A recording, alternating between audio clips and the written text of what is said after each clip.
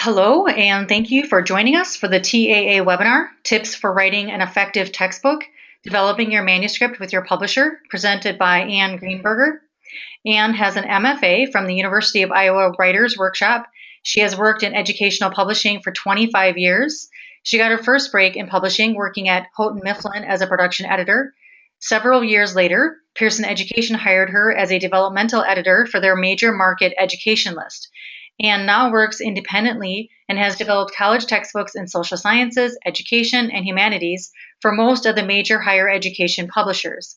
She works with new and seasoned authors who are writing book proposals, editing their book manuscripts, and writing professional articles. TA members receive a 10% discount and a free initial consultation. Hello, Anne. Thank you for joining us today. Thank you, Kim. I'm happy to be here and welcome everybody who's logged into this webinar. I'm very excited. So I will just get started. This is tips for writing an effective textbook, developing your manuscript with your publisher.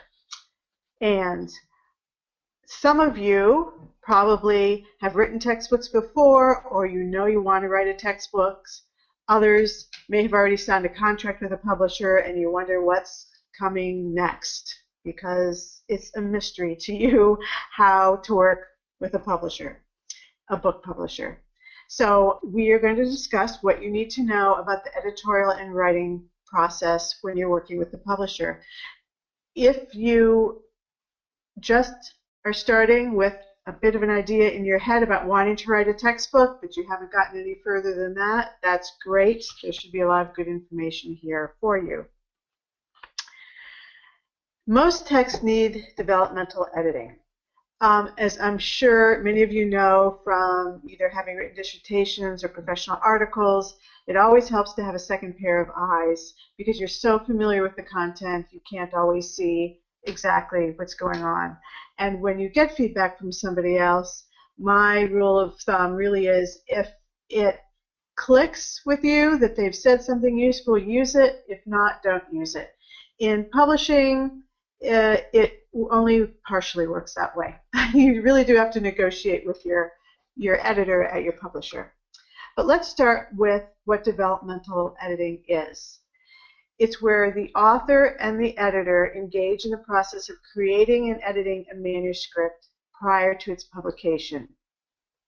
So when you submit a manuscript to your publisher, if you've already signed a contract, and perhaps you've written just the first few chapters, in some cases, you will be assigned a developmental editor. In other cases, you may not, but you will have the acquisitions editor or your sponsoring editor who has signed you and will follow you through the process. So if you're assigned a developmental editor, that is your day-to-day contact, the person who knows your book the best and engages in a relationship with you, edits each chapter, provides feedback and guidance.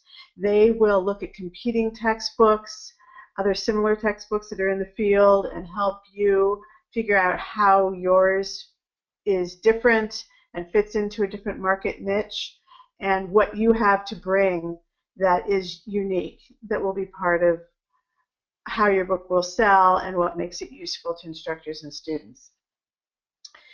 And this is a quote from Mary Ellen Lepianka's book, which is on the resource list, the handout under resources, called Writing and Developing Your College Textbook. With development, a textbook can double its sales in its first 2 editions. There are a lot of things that go into developing a textbook that don't happen when you're writing either a dissertation or a professional article. And those are the things you'll find out during the rest of this webinar.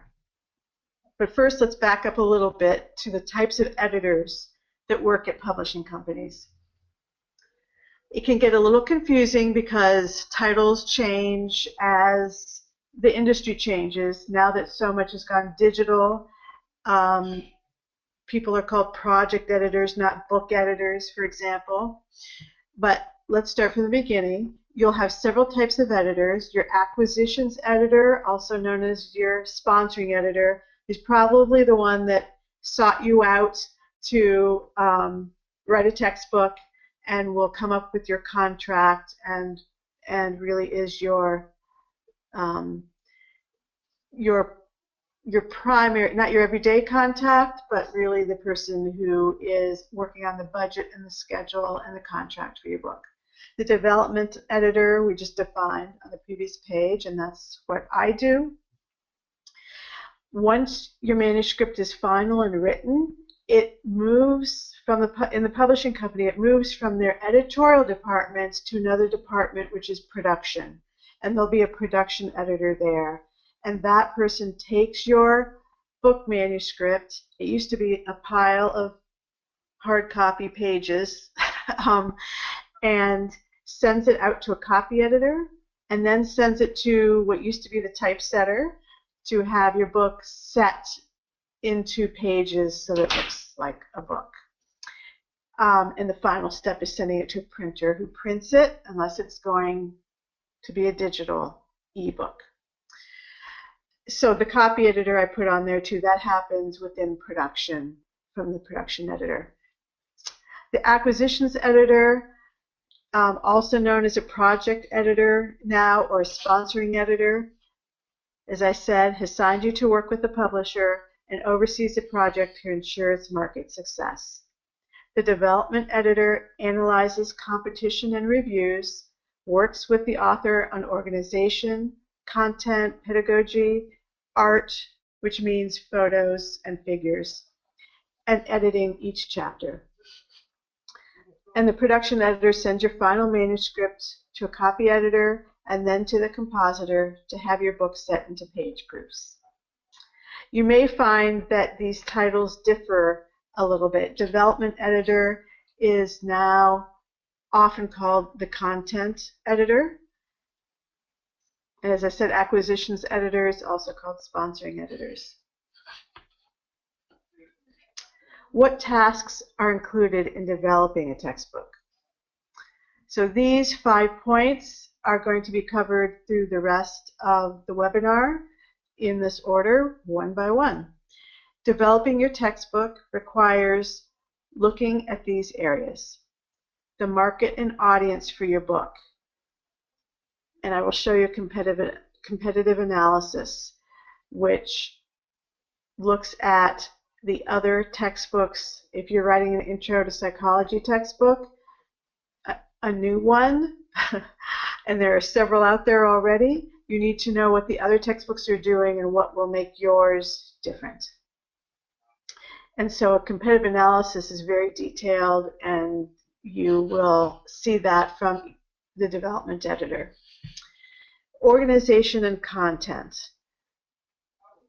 Obviously, these are very important. How your book is organized, what order the chapters are in, what content you're covering, and how many pages or how many words you spend on each subject. Also important. The tone of your writing for a textbook. I'm sure you've read many textbooks, and there are ones that feel very conversational and easy to read, some that sound like dissertations, some that sound maybe too fluffy and lightweight. So you want a nice balanced tone. LO stands for learning objectives. Those are very important, and one of the first things you'll do in writing is write the learning objectives for each chapter, and those are used to structure all the headings in each chapter, and they're very important for sales of the book. We'll talk about that more later. Formatting the manuscript, should it be double-spaced or single-spaced? Issues like that we'll cover a little bit later. And length. Length and schedule are very important. I think it was my first day as a development editor, I was told length and schedule, length and schedule, length and schedule. Those are the two most important things. Sticking to the length and sticking to the schedule. It's easy to write too much and for a book to get too long, and your publisher will keep you to the length that they originally determined for a lot of important reasons. It's cost, an issue of cost for them, and so on. Pedagogical features and visual content. Pedagogical features include anything that's just not the running narrative in the chapter. So I'm sure you've seen a lot of textbooks and read them. Often they start with a list of learning objectives or a chapter outline. The chapter may end with activities, key terms, and in the middle of the chapter you may have some boxed features or little call-outs that are critical thinking questions. All those types of things are the pedagogical features. The purpose of those is to engage your reader into more active learning. And that's very important when it comes to these textbooks. A lot of it is done digitally now, and we will talk about that. And the visual content refers to photographs, figures, and tables, and sometimes cartoons. And we will talk about those, how to write those and how to put those into your manuscript. And finally, digital products and supplements. We won't spend a lot of time on that, but I'm sure you're curious about those, so we'll talk about that. This is just to jump in and let you know some editorial suggestions that a development editor might make. I just pulled these out of a couple of different manuscripts, some of the comments that I had written on them. This will give you an idea, a very limited idea, but an idea of the types of things a development editor might say to you when you send a chapter to be edited. I think this was, most of these come from a Intro to Communications textbook. Revised to specifically state what the reader will be learning how to do. Please write the subheading in consistent format for all critical thinking boxes. So there was a critical thinking box here that was called critical thinking. Then there's a subheading telling what the subject of this critical thinking box is, because there's one or two of these in each chapter.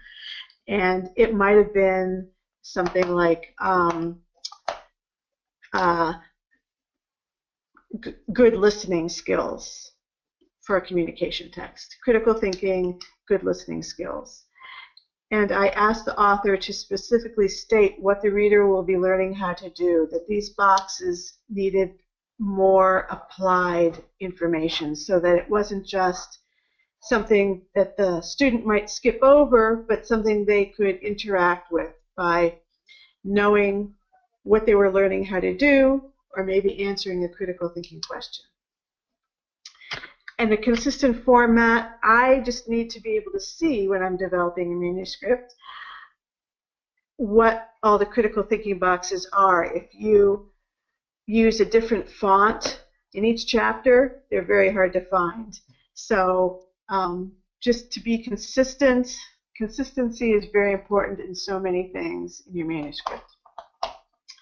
Okay, reduce the number of photos to 7 maximum per the competing textbooks and for reasons of space and cost. A development editor will kind of keep you in line, more or less, based on the plan and the agreements about your book that were set ahead of time with you and the publisher. How many photos you can have per chapter, etc. So this author had maybe 15 photos that they wanted in this chapter, and I knew that was going to put the book at too many photographs, and that's an issue of cost and length of the book. The next, editors often make very positive comments. It's not all corrections and criticism. So I told the author this was a great chapter. The examples and questions are pertinent and energizing for the reader. And last, please add at least one very applied skill-building question that the readers will use in their daily lives. One of the themes and the focus of this book was applied knowledge. And so where it was possible or necessary, I would ask the author to be sure to include that.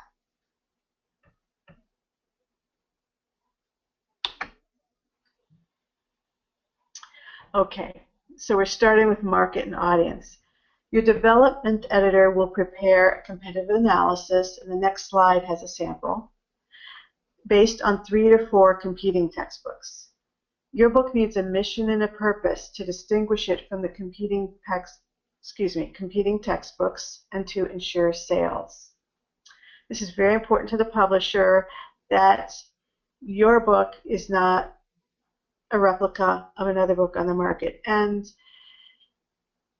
usually it's the author's vision, why they want to write a textbook, that comes through loud and clear. If you have an idea for a textbook, it's probably because, one of the reasons is because you're not finding out there what it is you want to use in your own classroom. So you probably do have a different mission and purpose to distinguish it. The competitive analysis gets very specific on that topic, and we'll look at that next. The market for your book. The market is the students who are going to benefit from the mission of your textbook. And it's also the instructors and the courses that are taught. Those are indicators of the market. And so those are closely looked at by the development editor and the sponsoring editor with your input. And an example is, are you writing an intro to psychology text for a community college with non-traditional students? If so, we'd be sure to put an emphasis on including examples that address non-traditional students. That's probably a good thing to do anyway, but here's an example of where you'd want to be sure that you're writing to your audience and to the market. I don't spend a lot of time in this webinar on reviewing, but the publisher will send out chapters of your manuscript for peer review. They might do 2 rounds of reviewing, an initial round of reviewing where they'll send out a few chapters just to get some feedback. After that, once you complete a whole first draft, the whole book would go out to a couple peer reviewers, and specific chapters may go out to subject matter experts who can really comment on the content of specific chapters. The developmental editor is likely to be the one who will summarize the reviews and get your feedback on the peer reviews. Often you can request colleagues who you want to be reviewers also. And it's a way that publishers kind of seed adoptions by asking professors at different universities and colleges where your book may be adopted to review chapters of your book.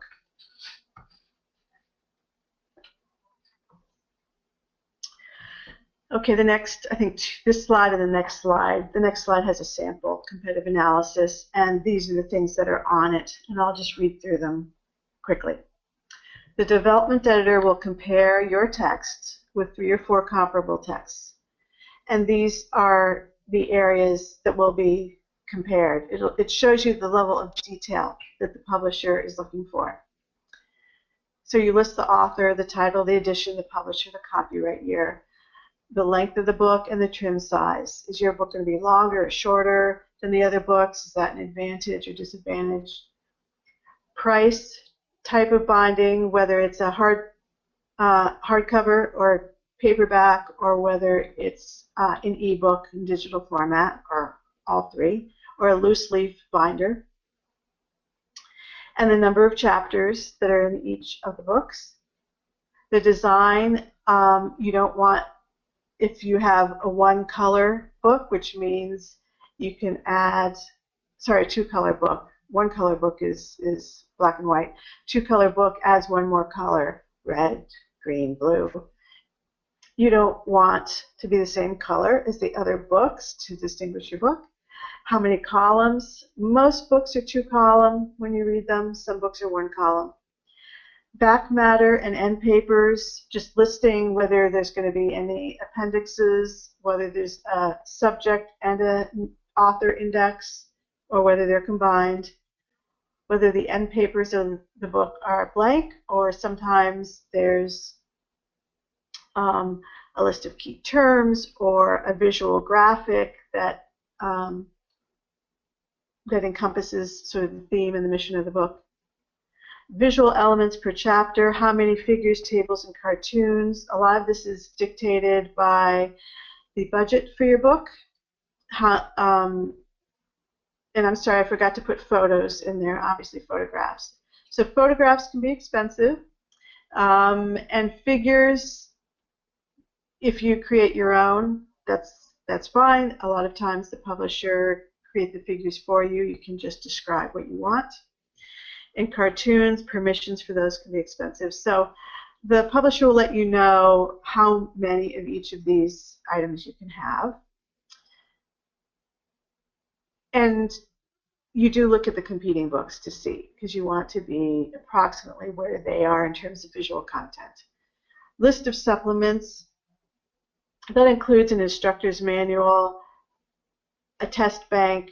Both those things are now often offered digitally and sometimes in hard copy. And those are also, supplement packages are big.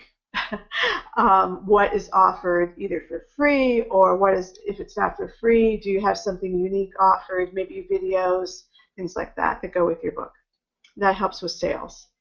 The market approach of each text, the themes in each text. Your theme, again, might be like applied knowledge, or you may have some other strand like that through your book that we work with to make sure that's emphasized, that has to do with your, for example, in special education, a theme might be inclusion, and so you might have a major heading in each chapter on inclusion as you talk about each category of disability.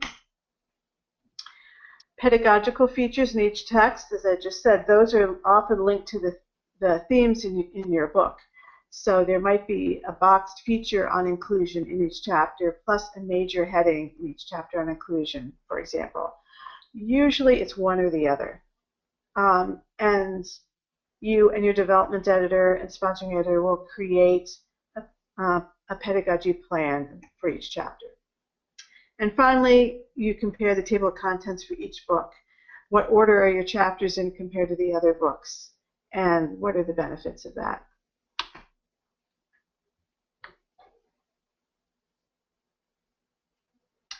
Okay, here's the sample competitive analysis grid. I won't spend too much time on this, but you can see in the left column all the items I just went through from the previous slide.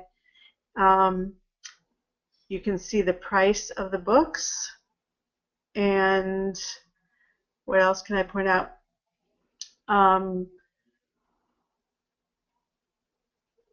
Pretty much everything is up to date here, and what I just described to you. The market approach and themes, I listed, these were for a 4-year college, or maybe it's for a 2-year college. And there are differences between books. Some are more reader-friendly, some are topic-centered, research-centered, some are more student-centered, or some are focused on teacher education. So you can see the differences there. Features in pedagogy. These are examples of things I mentioned before. You might open the chapter with a little vignette. You may be focusing on best practices. There might be a teacher interview in each chapter. The second textbook focuses on inclusion for a special education book, on reflecting on different hot topics in the field. A snapshot is a look at individual, this is a book I worked on. It's a look at individual children who have different disabilities and what their lives are like, short interviews with them. And then there's also a box on assistive technology in each chapter of the special education text. I did not list much of the table of contents here, just chapter 1, introduction, but this would list all the chapters in each textbook.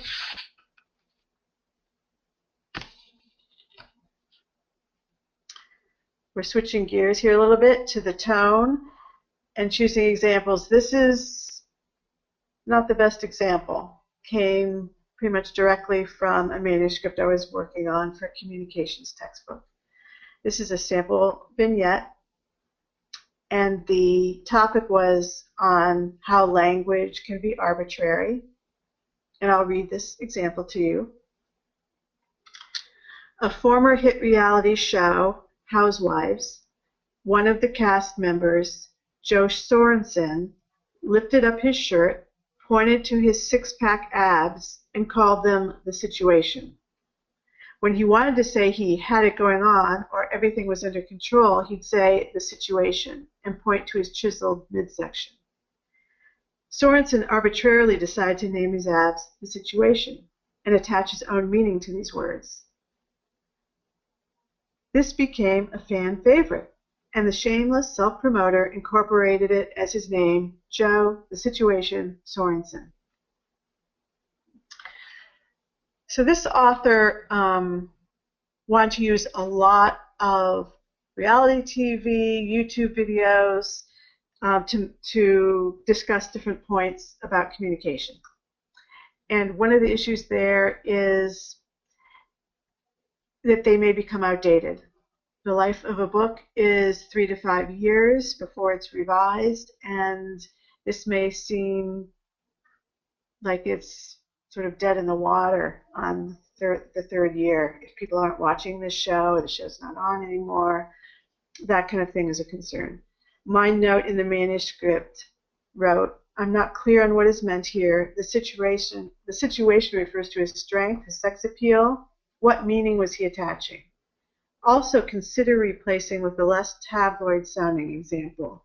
What do you think?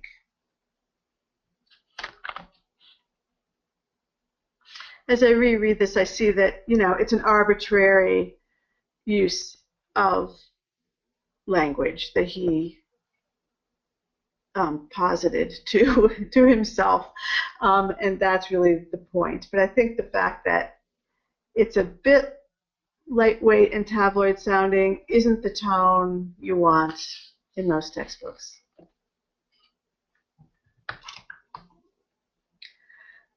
Writing learning objectives. One of the first tasks you might take on is writing learning objectives for each chapter.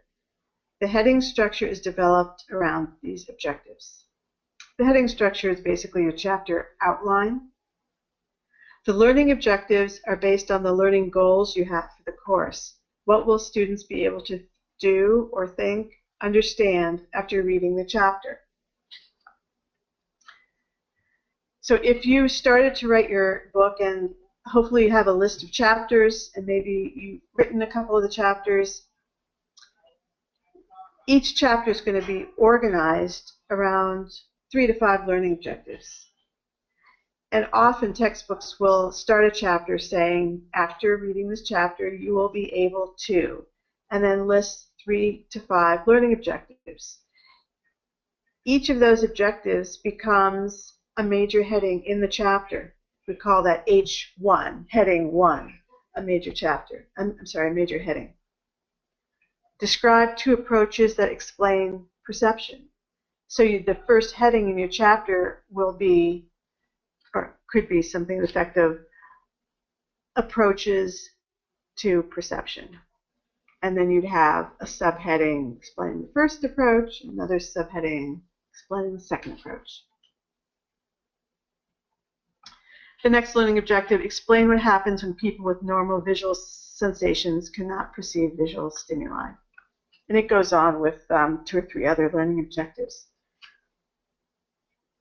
These tie your book together and really make the writing much easier and also very valuable in terms of sales for the textbook. Heading structure, what I just described as an H1 or H2, H3. Usually you have 3 levels of headings, sometimes 4 levels in each chapter. Your text sales may be based on the table of contents, which is basically the chapter outline, as it is shown to potential adopters. In addition, readers need headings to navigate through the chapter logically and to see where they are headed. So this heading structure is very important, and the development editor will work with you on that. Create a chapter outline for each chapter. This is your heading structure. Follow outlining conventions. If you have the one basic problem I find is that authors will have an H1 heading and then one subheading, and they'll go to their next major H1 heading. You have to have either no subheadings or two subheadings. It's an issue of balance. Why is there one subheading and not another? Do you need that one subheading, or does that topic belong somewhere else? It's a red flag if you only have one subheading. There need to be either none or at least two. Base the outline on the learning objectives, usually one major heading for each objective, subheadings, H2, H3, or subtopics. Create visual content or pedagogy to reinforce the learning and engage the reader. This includes a photo with an action, figure, table, cartoon, boxed feature, which could be a critical thinking feature, a mini assessment, an activity, or a way to apply the information. So with each major heading, consider how you will help the student engage with that material. If there's something visual that would help them understand the material, this is where you use the visual content and the pedagogy to reinforce what you're talking about in the narrative. Sample heading structure. I took this right out of Writing and Developing Your College Textbook, which is on your handout. The book is by Mary Ellen LaBianca. The next slide has the rewritten good subheadings. Poor subheadings. The H1 heading, what are the stages of cognitive development? And the H2 subheadings, theories of cognitive development, sensory motor, concrete operations. We can see how to better organize that on the next slide. Here are the corrected subheadings. The H1, what are theories of cognitive development? And you'll write a section of text on that. You could have an H2 head for each theory. And the next H1, what are Piaget's stages of cognitive development? Sensory motor, pre-operational, concrete operational, formal operational. Those are the H2 subheadings. So I'm going to take back what I just said because it looks like what are theories of cognitive development may be a general overview section, and then the next H headings each take up one theory, Piaget, for example. Do publishers expect a certain format for the manuscript? Yes. The first thing to do is ask your publisher about manuscript preparation, because each publisher will have different guidelines for you about how to prepare manuscript. The bullets I have listed here are very basic, common types of manuscript preparation items that you are likely to need to do. Number the pages. Use 10 on 12 times Roman type. That means that the font is 10-point font, but again, check with the publisher. Some of them want 12. Single-spaced digital manuscript. Hard copy was always double-spaced, but digital manuscript will be single-spaced. Don't use hard returns, and do insert page breaks. Use a consistent style for heading levels. Your main headings, the publisher may have formatting that they'd like you to use, like that all major headings are in bold and 14-point type and all uppercase, or maybe just each significant word is in an uppercase and the rest is lowercase. And the second level heading might be smaller, might be indented, but you need to be consistent with your heading style so it's easy to recognize as everyone is reading the manuscript where they're at in terms of heading levels. Indicate boxed features clearly. Often you can just indicate in brackets, begin box here, and then at the end of the material, end box here. Indicate placement of figures and photos and keep a log. Again, just like you would do for any box features, you can write in brackets place figure 1.1 here. If you don't have the figure yet to put into the manuscript, and the same with photos. Place photo 1.1 here. And double numbering them, the first number stands for the chapter number, and then the second number is which figure that is in the chapter. Is it the third figure in the first chapter? That would be figure 1.3. Keep a separate log of all your figures and photos. That will be important later when photo research is done and when you need permission for figures that you might be getting from other sources. Keep a separate list of permissions. Again, anything that needs permissions needs to be kept in a separate log, separate from the photo and figure logs. And this URL here gives formatting guidelines that are more extensive than what I have here in case you have any questions.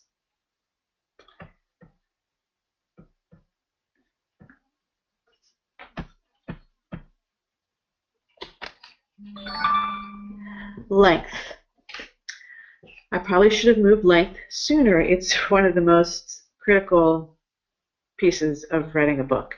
Length is of critical importance, and the publisher will hold you to the length. It is easy for a manuscript to become too long, and I'm sure many of you have come across that. The publisher or the development editor will help you determine length so that you know how many words you can write per chapter, and that will be really important to stick to. It's time and money for the publisher if a book is too long, and they just are very strict about length. An 8x10 book, for example, a trim size of 8x10 for a book may have 500 words on a full page. If a chapter is 30 pages, then obviously 30 times 500, you're allotted 15,000 words. However, the visual elements on every page take up space, and you need to factor that in. Here's just a very quick way to calculate your visual content. Count the number of photos, figures, tables, which is all the, and if there's cartoons, all the visual content, and multiply by 0.33, which is a third. And here's an example. If you have 6 photos and 6 figures and 6 tables in a chapter, that's 18. Multiply it by 0.33, and that calculation is 6 book pages. So you have 6 fewer pages you can write for that chapter because the visual content will take up that space. So you can write 24 pages of content or narrative for this 30-page chapter. And 24 pages times the 500 words per page is 12,000 words. You can see that's significantly less than the 15,000. So keep track of your length, and the development editor is on top of that and always aware of it and can work with you on that too. This next slide is about pedagogy, which is a very important part of your textbook. It pulls together the main mission and the themes of your book and provides ways for students to interact with the narrative elements. Pedagogy refers to the non-narrative elements in the chapter that are not photos or figures. That includes chapter opening vignettes, chapter opening focus questions, and also learning objectives that are in the chapter opening. There can be other elements in your chapter opening pedagogy. Those are just a few. The internal items within the body of the chapter can be, for example, key terms that are bold-faced and defined, sometimes in the margin, sometimes right in the text, in the narrative.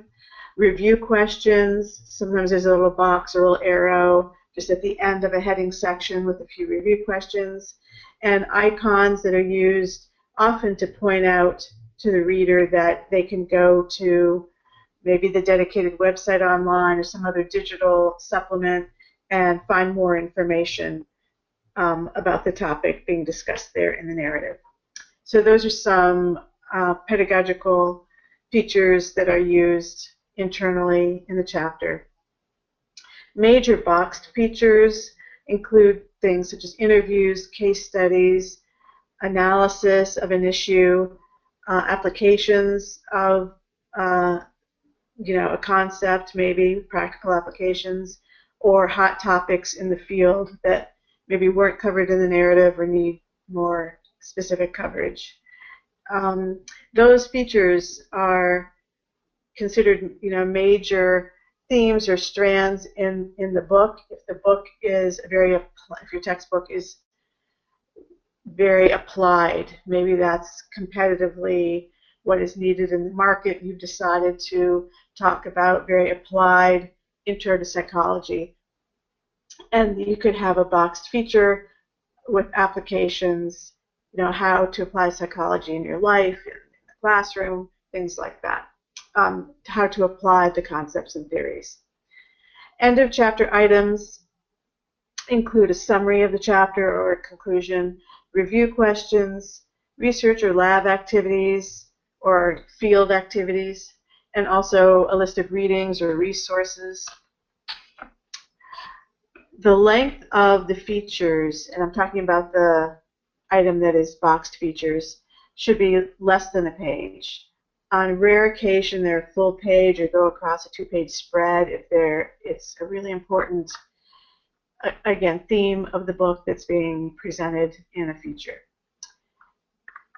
The point of the pedagogy, as I mentioned, is to embed an interactive element for the student, such as a question or an activity. All the features listed above, all the pedagogical features, do have that kind of element, a question, something to think about, a critical thinking, or a vignette. Even the vignettes might have a question at the end so the reader can think back over what they read in the vignette and sometimes access their prior knowledge on a subject before the chapter begins, for example. So with the boxed features, it's very good, other than just interviewing an expert in the field, maybe, to at the end also have this interactive element for the student, which would be an activity or question related to the material in that box feature. And usually a textbook has 3 to 4 different types of features, and they appear once in each chapter. The visual content in a textbook refers to the photos and the figures, and the visual content highlights themes and important or difficult concepts that are more easily understood by the student through a visual representation, or that just supports their understanding. As an author, you want to write a good photo spec. You don't have to supply the photos. There's usually a photo researcher at the publishing company, depending on sort of the projected sales of your book and the budget for your book. And they will look at your description of what kind of photo you want, and they will find photos for you that you will approve later. A good photo spec connects the photo idea to a learning objective or content that is best learned visually. So here's a sample of what you might want for a photo spec. A photo of 2 tall buildings, one in the foreground and one in the background, to show perception and visual processing. So the 2 key pieces of this photo spec are a very specific description of what you want in the photo, although you don't want it so specific that it can't be found, like that you also want a picture of, of a football player from the Patriots, the New England Patriots, also standing next to one of the buildings. Something like that won't be possible to find. In addition to being specific in what you want to show in the photo, you want to let the photo researcher know what concept you're trying to show so that they can really pick a photo that shows that. And this photo goes along with a section in the chapter on perception and visual processing. A caption is a different animal than the photo spec. After you have chosen the photo, the final photo is when you can write a caption. And the photo caption for the above photo spec might be: the image of these buildings on the retina makes them seem to be of different heights. and it is only through further processing that we can pinpoint they are the same size. What kinds of I'm not spending too much time on figures, but what kinds of figures are there? I'm sure you've seen many textbooks with all kinds of charts and graphs. You can have graphic organizers. Sometimes that's used as a chapter opener just to show how all the major topics relate to each other. You can use pie charts. It's great to use figures that illustrate a complex concept, and you might even create a figure of your own to help the students visualize a difficult concept. And you can pick up figures from other sources, and you'll need permission to use those. That's fine. I'm sure there are journal articles and other sources where you have figures that you want to use. So that's visual content for your textbook. I want to take a minute just to talk about digital content, which I know is a concern. So the publisher creates most of the digital content. You will prepare your manuscript probably as you always have or as you're used to doing, probably in Microsoft Word on your computer, and turn that into the publisher. They take all the material and turn it into the digital content. They make ebooks. They use content for website material, for dedicated websites. If your book has a dedicated website, there may be material. A lot of end of chapter material is actually now put digitally on the website. So if you're writing activities and you have a list of resources at the end of your chapter, your publisher may say, we're going to take that out of the printed book and put that onto the website. It saves space, paper, money, and it's very common to do that now. Videos. Some books have videos that go with them, interviews with the authors, or classroom demonstrations of different concepts, things like that. So there's now, in these last several years, less end of chapter, I should have hyphenated that, less end of chapter apparatus. Again, those things like the resources, the summary, activities, because it's less expensive to place this material in a digital format, as I mentioned. Another impact of ebooks and digital content with publishers is that they found out that students don't like scrolling on and on and on, scrolling through a page. They need headings more frequently to guide them through, and so that they're not just incessantly scrolling, which they find tedious, according to market research. So sections within a chapter are shorter now than they used to be because students are reading ebooks online. Supplements that you might expect to be working on, or sometimes another author is brought in for these supplements. Your publisher will talk with you about that. The two most important ones are an instructor's edition and a test bank. Those have, especially the test bank, are really important to adopters of your book, and they look closely at how useful the test bank is and how accurate. So that's a primary supplement. Either of those can be in digital or print format. It depends on your publisher. And there are digital supplements. At least one of the publishers uses CourseMate, which is a digital interactive student study guide that helps your student, probably goes through each chapter, often each chapter, and has questions for your students to answer and lets them know whether the answers are right or wrong. And videos on a dedicated website. I mentioned videos before, but that's another type of digital supplement. And I'm sure there are others, but that will give you an idea. And finally, some take-home messages. You have a unique perspective and vision to impart to students. This is why you are writing a textbook or considering writing a textbook.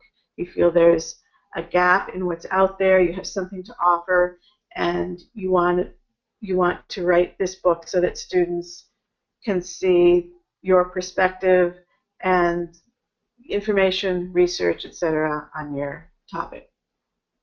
on your field and discipline. Build a positive relationship with your editor who can support you as you write the best text for your students and your market. I didn't cover that here in much detail, but working with your editor, the development editor or your acquisitions editor or both, if you have questions, if they're asking you things that are difficult or you don't want to do or you see as counter to what your vision is for the textbook, talk to your editor. Working out a positive relationship with them will get you really far. And enjoy the writing. It's your book, and you're giving birth to a baby, really. You're giving birth to your book, and it's often compared to giving birth because it's a very difficult, laborious process. But it has a lot of impact in the classroom, and clearly you have something to say, and you can do it well with the support of your publisher and your editor.